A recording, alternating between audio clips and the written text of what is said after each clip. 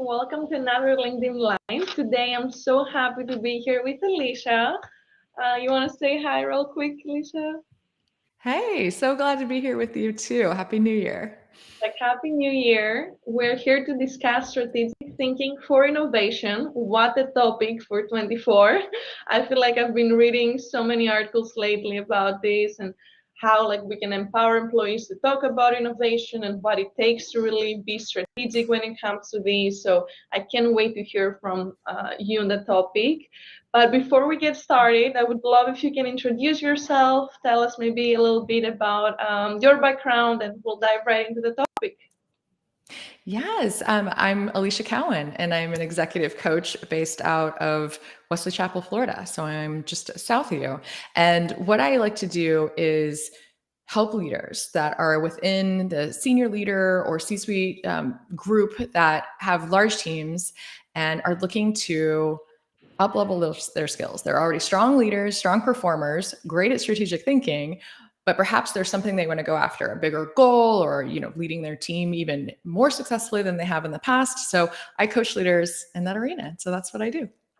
Awesome. Thank you. And as a background, we met at P League, an organization for C-suite female executives, and we got the chance to meet in person. The updates are in Tampa. Was a real pleasure. So just a shout out to Fee. But let me start by asking you a definition question. How do you define strategic thinking in context of innovation? What would be an easy way to explain it?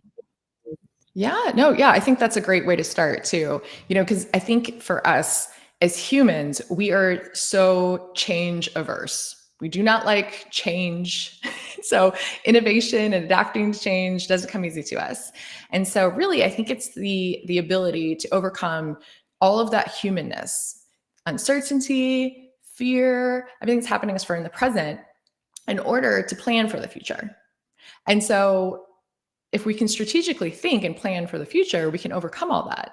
And so strategic thinking for innovation and change is that the really ability to in the current moment, manage your mind and then manage your thinking to allow for creativity and what's coming up for you in the future. So for whatever field you're in, whatever area you're in, how do you just overcome and manage your mind in order to allow space for that? And so at a coaching level, that's how I define it. It's how do we overcome what we're going through currently to allow for that problem solving and creativity to occur? Love it. Easier said than done, right? You got it. But today we'll unlock some key items and some strategies for everyone to be able to do that. Let's talk a little bit about the macro world, though. What do you think have been some of the key trends or maybe factors that make strategic thinking even more crucial today in the business landscape? Yeah.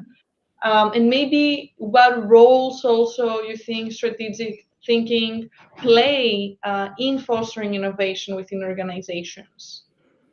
Well, I mean, you and I are both in the field of studying everything in technology, everything that's changing and everything that's occurring in the world. And the world's changing rapidly. And I think we can, definitely point to technology and say it's definitely because of that.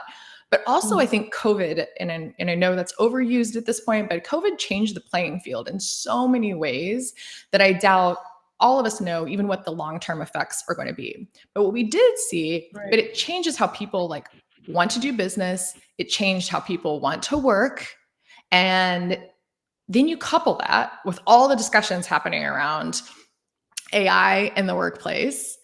And so I think the ability to strategically think and really read these landscapes, what's been happening, what is occurring, and what potentially may occur in the future, and the ability to strategically think about what our future holds is going to be critical for all businesses, for everyone.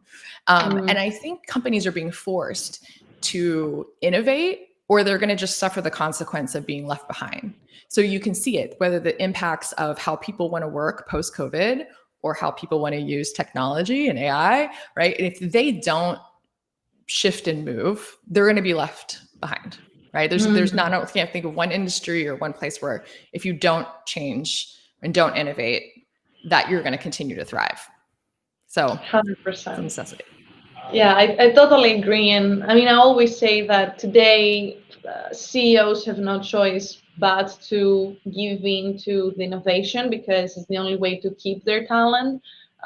They will just leave for another company that does invest, for instance, in AI, in L&D, and so they really have no choice. But on the other hand, I was watching a podcast yesterday, the Jay Shetty one. I love it. I mean, he's bringing amazing speakers, and he had Michelle Obama. But she said, no wonder, people are overwhelmed and confused because we're really not meant to consume so much information, and we're not meant for that rapid change. What's your take on that? Because I don't know if I fully agree there if we're Yep. not ready. I think it's more of a mindset, like if you think you're not ready, 100%. then you won't be. 100%. Well, I think that the part of that's very true. We cannot consume it all. Yeah. There's no way to consume it all. And everything is so available at our fingertips, or now even through voice. Like we can talk to all the devices and we just have so much information readily available at our fingertips. However, you're right. I agree with you. The second part, I think both are true. We have to focus. And it was hard pre-technology, all of this technology, right? It's going to be hard post, but you're right. It's a discipline of the mind. It's like, how do we plan for it? How do we like get really clear and focused? And whatever that exercise looks like, whether you're as an individual or within business, it's just getting focused, because absolutely we do have the ability to get so much that's like, so if we just succumb to it and just go act through default, you're right, you could just be completely overwhelmed.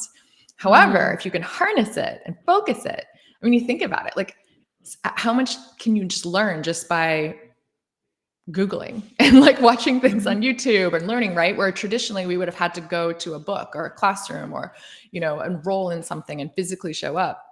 So if we can harness it, I think then you have the ability to like truly like innovate and change and do all of that. But yes, I think both things can be true. Yeah, let's dive into this more. I love it. I mean, we're talking about cultivating this mindset for the long term. I do think it's very connected to the sustainability mindset that I like to talk about too. It's all about the long-term effect. And when you think, okay, today my job will be eradicated, or you get into this panic mode, of course, everything is dark.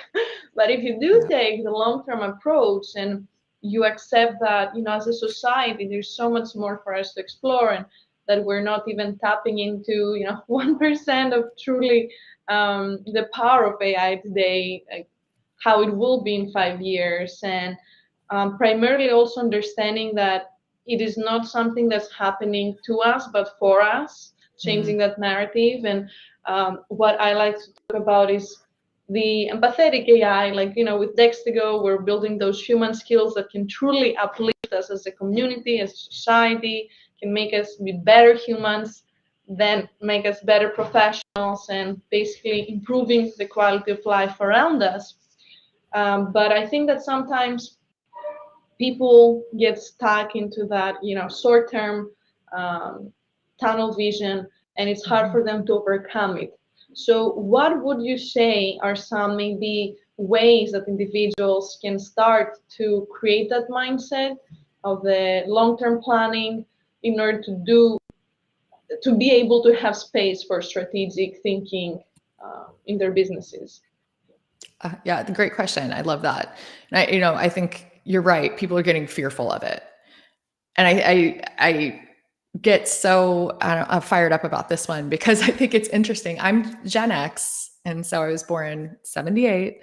But I think there's, a place and time for all the technology to live and AI to integrate, because we think about it, like, again, when I, was going to go communicate, I had to go pick up a phone. And I remember growing up, we had to like turn little like rotary and like the phone in the island. And when we got the first computer, it was a really big deal. And there was one in our house. And, and so I think we like can point back and even like asking generations, all of the generations that went before us, we were afraid. We were afraid of technology. We were afraid of electricity. We were afraid of all these things. And did, maybe the switchboard phone operators lose their jobs, and maybe that was a big deal to them individually at the time. Yeah, but are we a lot better off in the project creation? People are afraid of the internet and what can happen. And by all means, I do think we have to use it responsibly and all the things, but I think the fear and the benefit way outweighs the fear. But I get it, the fear is real. But I think the way that people can think about and how to, like, again, I think you're getting tactical, how do we plan for it, is really, what's really interesting to me is when people think about strategic thinking and innovation, it's like, quite simply, a really great practice is just make it a part of your routine and plan for it. I think you and I were just talking recently, and we're talking about, C-suite and executive leaders, that part of their job is to be the setting the strategy or delegating to set the strategy. But a lot of times we're not necessarily putting into the routine. And a lot of times it gets put to the wayside because of all the daily fires that come up and all the things that like we manage on the day-to-day basis. And so I was talking to a leader recently, and we were talking about, okay, so I've got it blocked on my calendar. It's like strategy time, right? But like, as humans, we look at it and you're like, strategy time. Like, well, like, what am I going to do during strategy time? So what do we end up doing? Reverting back and putting out the fires, answering emails, going back to doing that.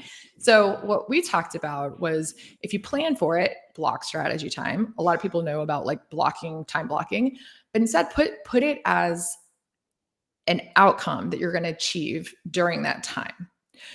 So if there's something that you need to do, like a problem you need to solve, put that into that strategy time. I will achieve this, or I will solve this problem, or I will come up with this many ideas, or I will meet with so-and-so to talk about our 3-year plan at this time. Like, that's what we will do. And then you put it into a part of your routine like that on a routine basis, and it becomes part of your habit and your routine stacking, right? And the big part too, I think, as leaders, senior leaders, a lot of times we're not putting it into embedding it into our culture.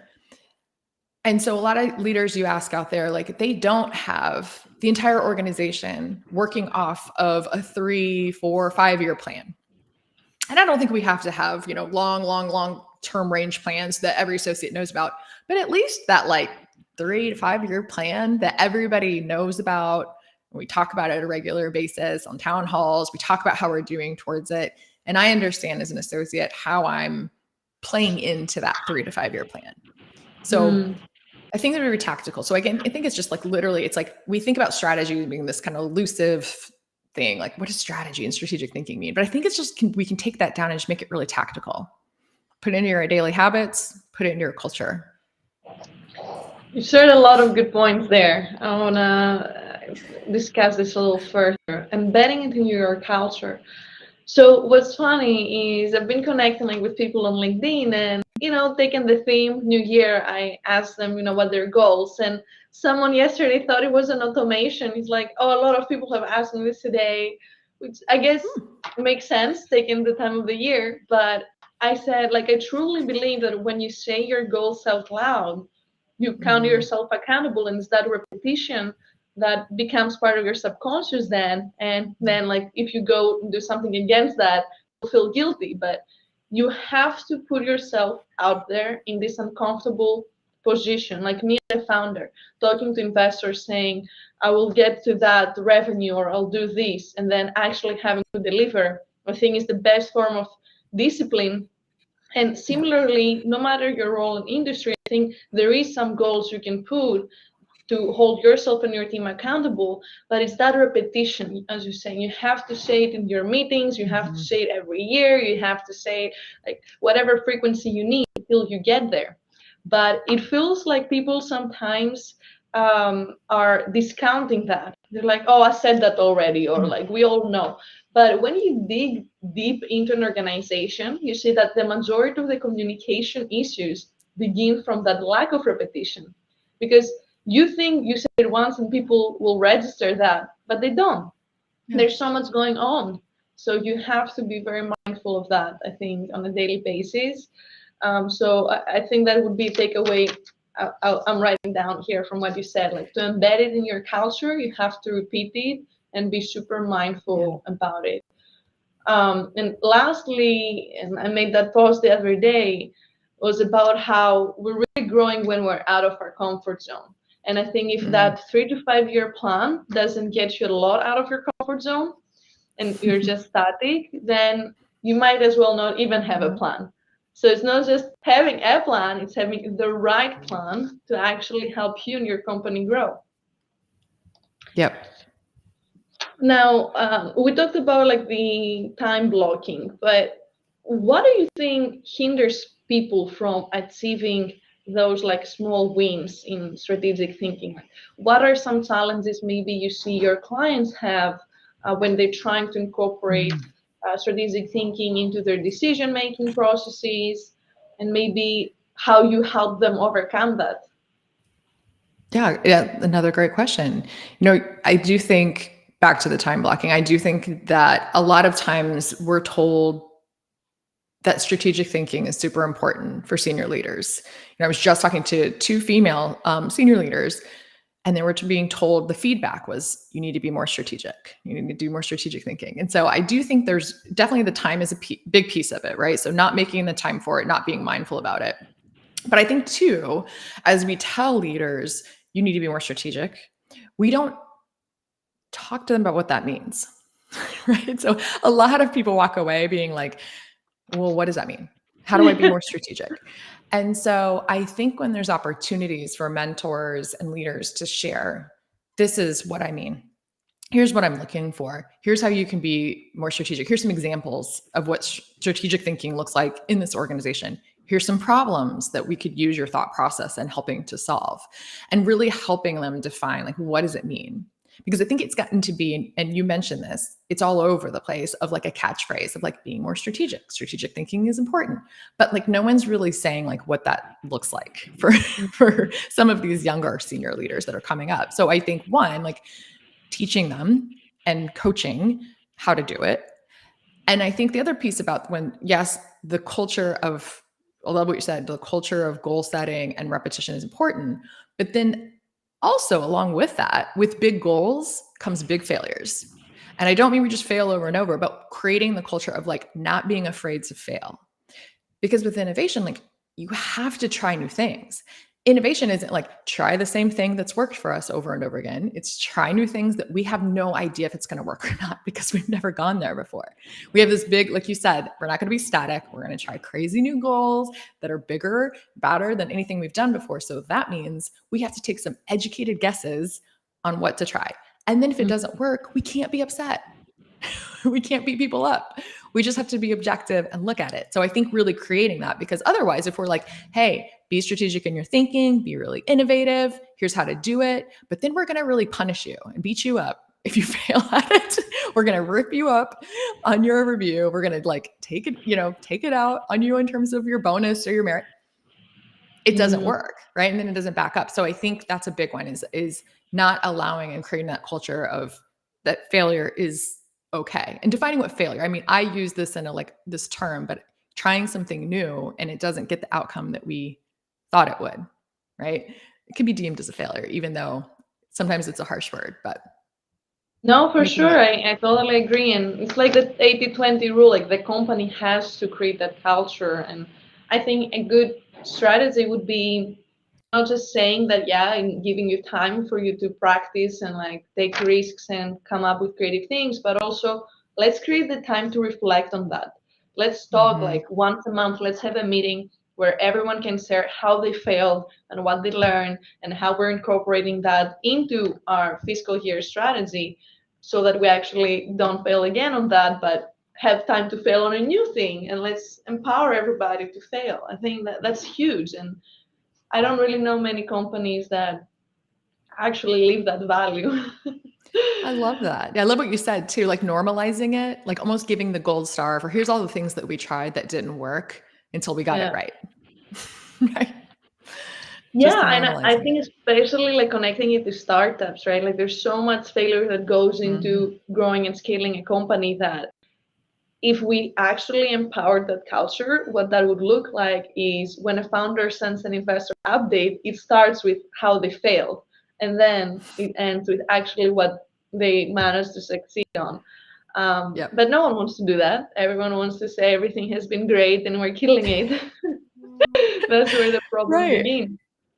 But Right. back to what you said, I wanted to ask you a follow-up question. You talked about the two female leaders you were coaching. So have you seen that there is a gender disparity there when it comes to that piece of feedback? Like who gets the feedback of you need to be more strategic? Or it was just the example that you gave?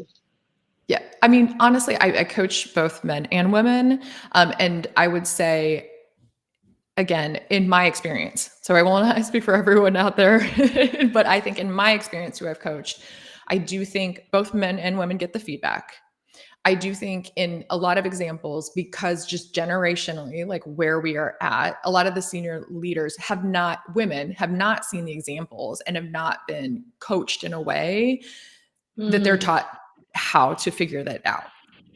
And so, while again, I think the feedback can be received by both genders, I do think a lot of the women leaders and executives in this generation are just pioneering in the way.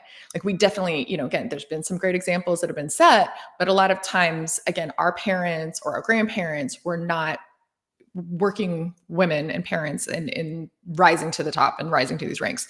So I do find, again, in my experience, that the women they need more about like, well, what does that look like and what does that mean? And talk to me more about it. Not because they don't have the capability, but just because maybe they haven't seen or been set and given that example yet.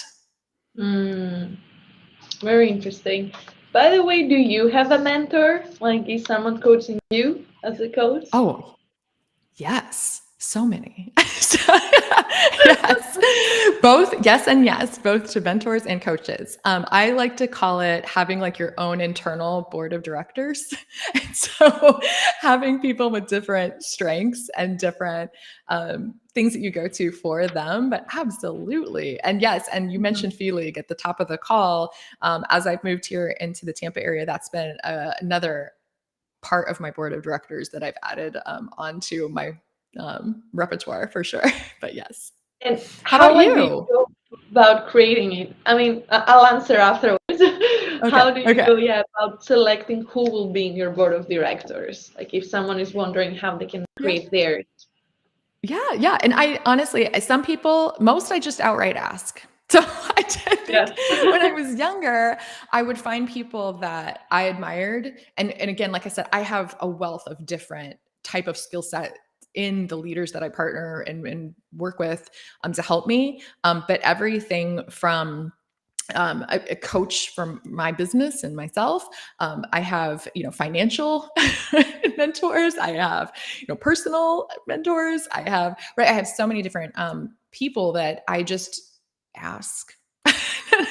and sometimes it's like a reciprocal thing. Sometimes there's a little bit more during the season of life on either side, but usually I find someone I'm usually crushing on someone and I just outright ask and let them know. I mean, people love to be most people love to be complimented. And I usually say, like, here's why I'd like love to partner with you, or here's what I admire in you. Can you help teach me or coach me or partner with me to help me in that? And so that's definitely something later in my career that I learned versus younger. I think and when I was younger, I had the mentality of like, you have to have it all figured out and you have to drive and you have to push and like, knowing everything, there's no chinks in the armor, right? I had that like impression that was what was expected to have look like you had it all together. And then as I matured, I realized that that's not the case. And so I'm a lot more, I think a lot more open. So I think just getting over the fear of like just being very, I don't know, humble and transparent and just, coming right out with it. Super interesting. Yeah, it reminded me, there was a post on LinkedIn about like asking for help, and they asked like how you would rate yourself, like how easy it is for you to ask for help, and I said 8.5, like out of 10. And they're like, oh, has it always been easy? And I feel like what I realized very young is that, the worst that can happen is they say no, but you Yeah. never know also. So why not ask for help if you need it? But what, reflecting back, I've seen is that the younger you are, the easier it is to get that coaching because the gap is bigger. So to your point, that confidence the other person has and the compliment you give them goes a long way, because they're like, oh, like that poor intern is struggling, let me help them with some feedback, for instance.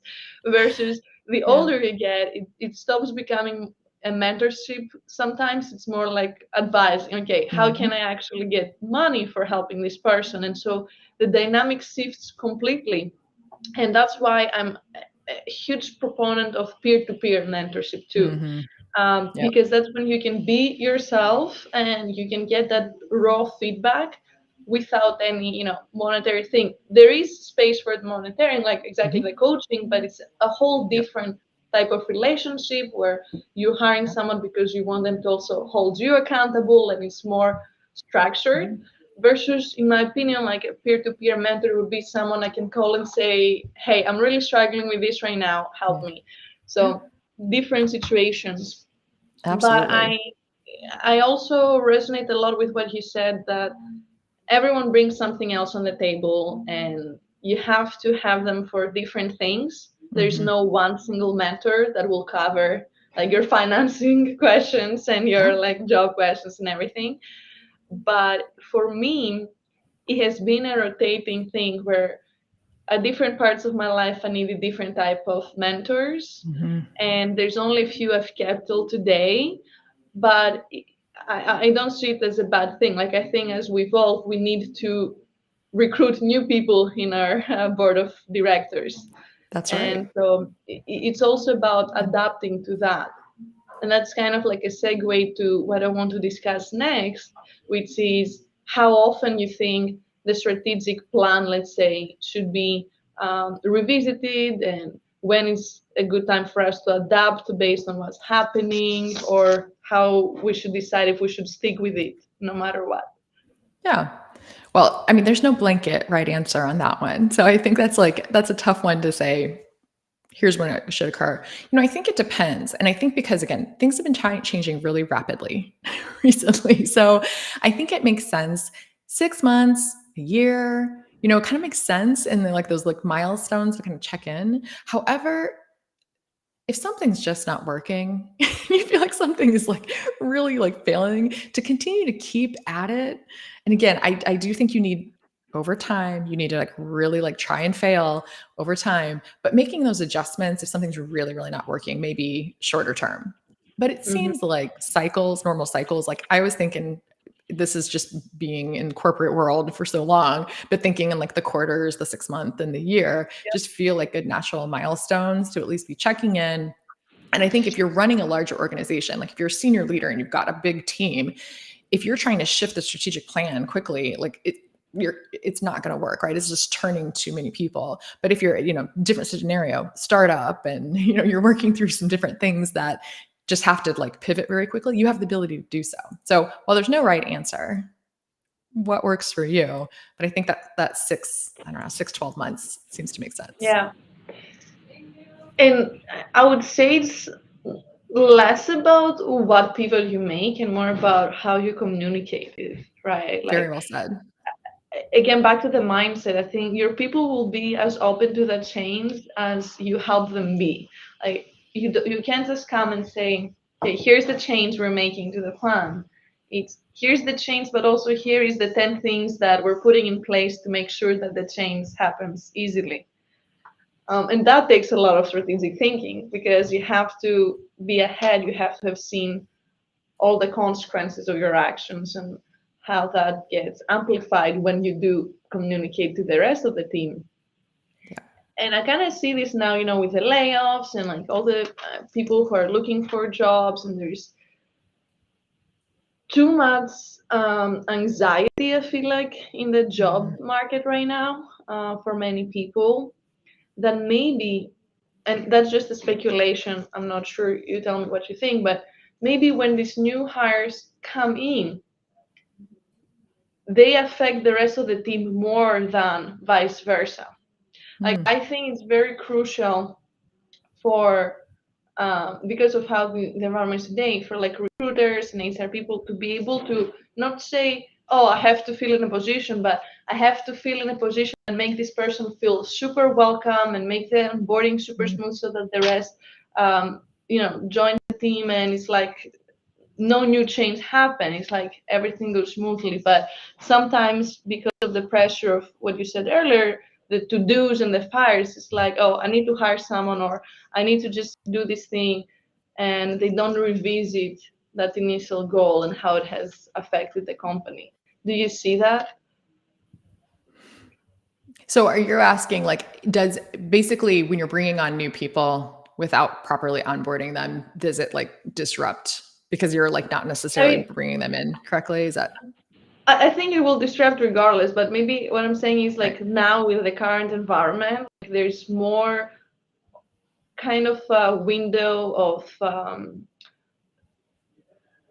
affecting like the internal culture easier than before, because Okay. there's so much anxiety and there's so much chaos outside the organization. Of course, there's things within the organization, but you're bringing new people and they can also affect internally, not just vice versa. Yeah. So, like I'm saying, there's more emphasis on how HR people should be thinking about this, Yeah. like adding a lot of strategic thinking in their processes, not just saying, okay, I'm hiring this person, check. Like every Got it. single Yep. department has now, I think, a reason to take strategic thinking more seriously than Mhm. before. Yep. I see what you're saying. Yeah, absolutely. And it's interesting too, not only for that person that's coming in and shifting the team, but also people's reaction to that person, right? And what does that person bring, and do these like puzzle pieces, so to speak, fit together so that yes, the strategic plan then can move together as one versus like yes, if you're not bringing the team together. I think it's a great point. It's just the people strategy and how that really affects the business and that strategic plan for sure. Yeah, for sure. And you're right. I don't know if it's necessarily more perilous now than it was before. I think it always was, but I guess you're right. It's more evident like really quickly. Like it just shows up really quickly. Yeah. Yeah, I think like organizational cultures are very vulnerable now. And so with Yeah. every little change, unless you do it very carefully, you're having a huge impact. But on the other hand, it can be a very positive impact, like introducing other things into the culture that can uplift people. So I guess there's two sides of the coin always. Always. It's gotta turn into the right one for us. But on that point, like, can you think of maybe any real world examples of like companies that have managed to embed strategic thinking and lead to an innovation? Absolutely. Yeah. Again, I mentioned it before, but COVID gave us so many perfect examples of this. And, I think with clients that I've seen in the past, ones a lot, whether they're service based industries or product based industries, some of them obvious ones were just the in person service or the in person businesses that moved to be online. And one, in servicing a customer that was online, but two, then the Mhm. employee and associate going to be working remotely or hybrid or whatever it may be. And so you saw that really quickly. And there's so many impacts, right? To like what they're delivering and then how they're working was wild and crazy. And I think about product-based businesses. I think had clients that were making physical products and delivering physical products and had to quickly adapt to like what was happening in the market.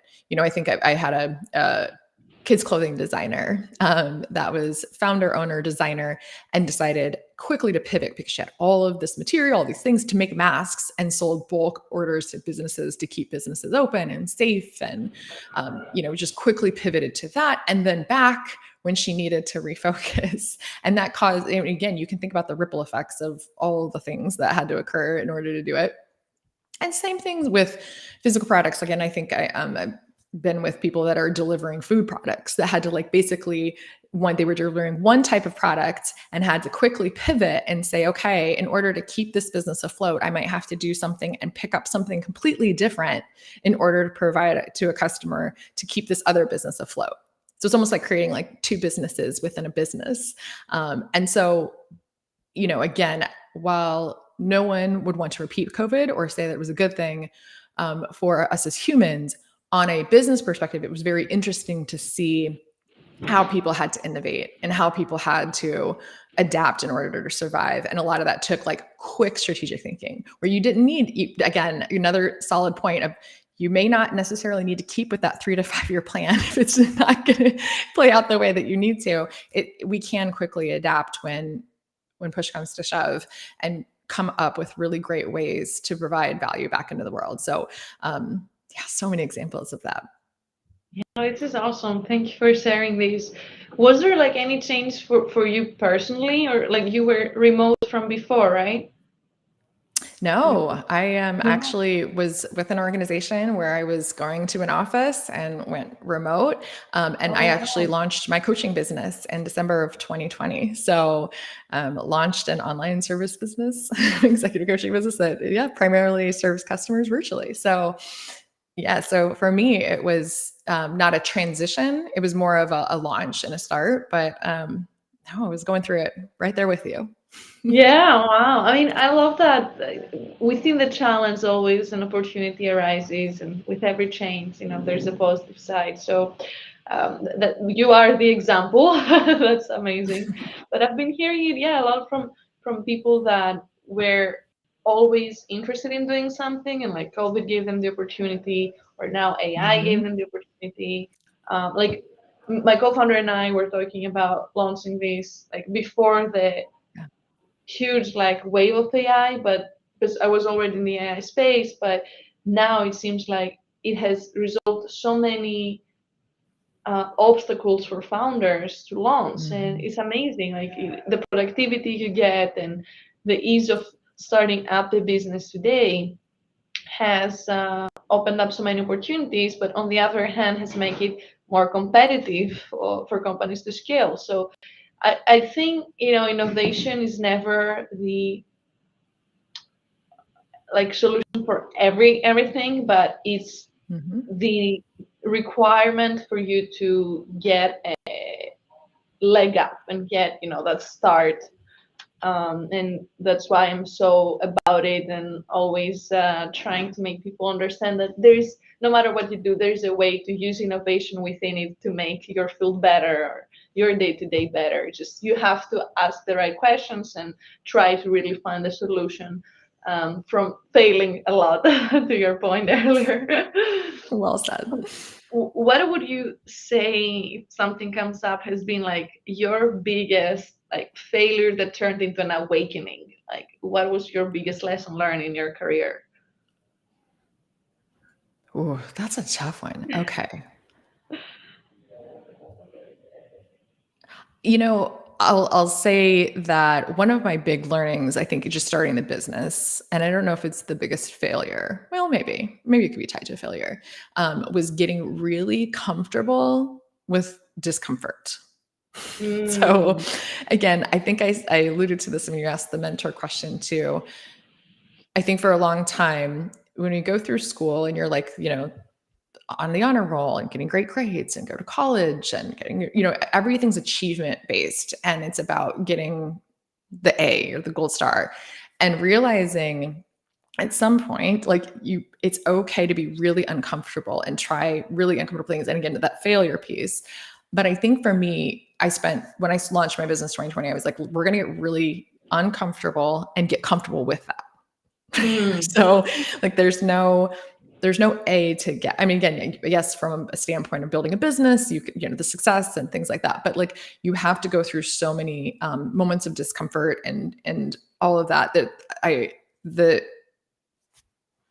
discomfort I stacked up and growing really was probably a big turning point and learning lesson to say, like, it doesn't need to go all perfectly. It can't. There's no way it can. And but that's the only way that you're going to head towards success, because success isn't stacked on like success.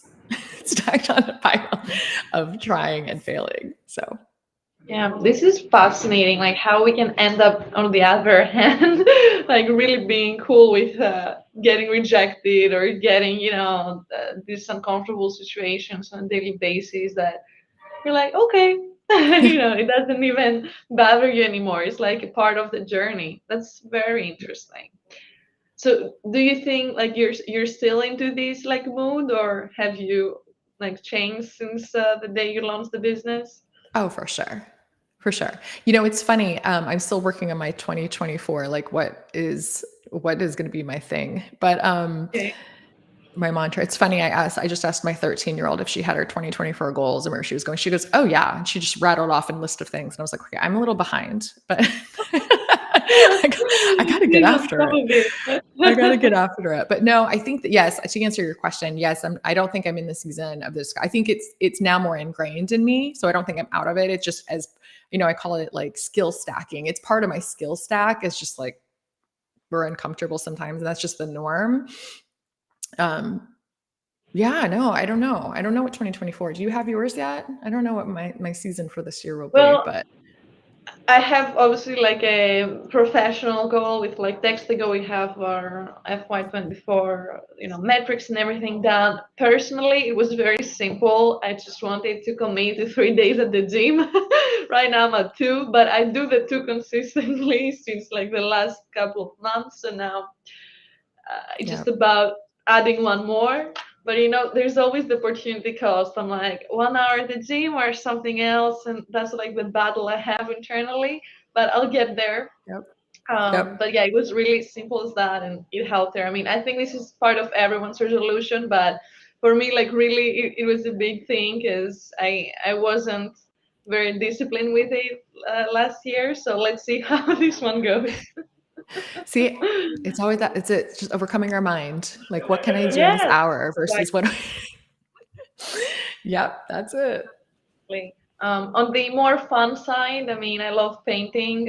Told you do the abstract art, so it's adding more time for that. In general, I feel like we always know what makes us feel better and what calms us down and Mm, what we like. So it's more about listening to that and adding it on the calendar, like you said, time blocking. As I do for the gym now, have an hour during the weekend that I just do love it. painting. And yeah, that's what works for me. Like for others, is listening to podcasts or movies. I mean, I do that too, but I'm not going to time block my calendar for it. It's I more feel like if you. it happens. And I know on that exactly note, what you mean. if you have any suggestions for like books or podcasts or anything that can help us build strategic thinking skills, is there anything that has helped you maybe that we can share here with the audience? Oh, well, yeah, that's easy. I mean, my podcast, of course, that's an easy Yeah. one. I'm the executive coaching podcast, and it's on everything that you would listen to on a podcast. We're on YouTube, Apple, Spotify, Google.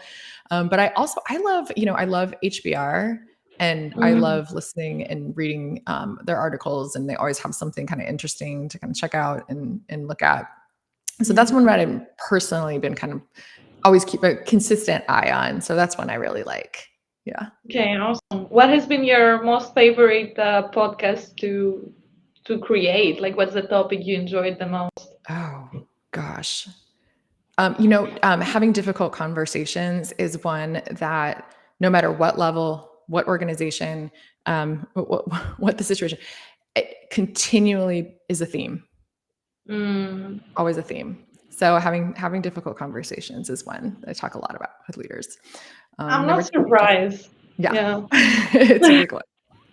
Yeah. I read somewhere that one of the most like Googled questions was how to give feedback rather than how to receive it. But like the article was also saying that basically we need to be teaching people how to receive it because no one teaches you. It's kind of something that Mm, happens, right? You subconsciously take that in and you might think about it personally or you might discount it, but I truly believe this, including any other soft skill, has to be taught as part of the curriculums in education, be part of your onboarding at a job. Like these are the things, to your point, that people are asking for, but we're not giving them the answers on the job. We're only doing it afterwards. that's good. That's good. And that's one of my pet peeves is when people call them soft skills and not against you, but because they're Yeah, so durable or hard. human skills, or They're yeah. so hard and squishy. I'm like, right, they're so hard and squishy, but I'm like, that actually is truly seems to be harder than the technical skills that a lot of leaders have. A lot of leaders can master the technical piece as subject matter experts, but then when it comes to the people skills, as like they ascend and have to have difficult conversations, and then not only is it just the one-on-one relationship between direct report and supervisor, then as senior leaders, you're talking to the organization and you're having conversations to the masses. And so that also can be a difficult conversation, or to a board, so yeah, I love that into the curriculum. That's amazing. Yeah, I mean, I always I always knew how important they are, but I think it was more and more evident as I was graduating and then entering the workplace and seeing others struggle with it, that this is the biggest problem. Like, the skills gap after graduation is so big that if not addressed earlier, it hinders one's career growth, honestly. But that's a whole other topic to discuss. Absolutely. So we won't get there. But I know you mentioned you don't have like a mantra for 24. Does that mean you had one for 23, or generally in your life, did you have something to keep you going? Oh, yeah, that's easy. And I think I shared it, get comfortable with the discomfort. And that's just, again, normalizing it, making it normal, know that nothing's going wrong. It's just your brain trying to protect you and keep you safe. And then 2, failure is the currency to success. That's a good one. I really like it. Amazing. Thank you so much for all your wisdom. This has been awesome. I'm really glad to talk with you, and I'll go and listen to your podcast afterwards, come back with some questions. But yeah, is there anything else you would like to share about the topic? Anything about you want people to know?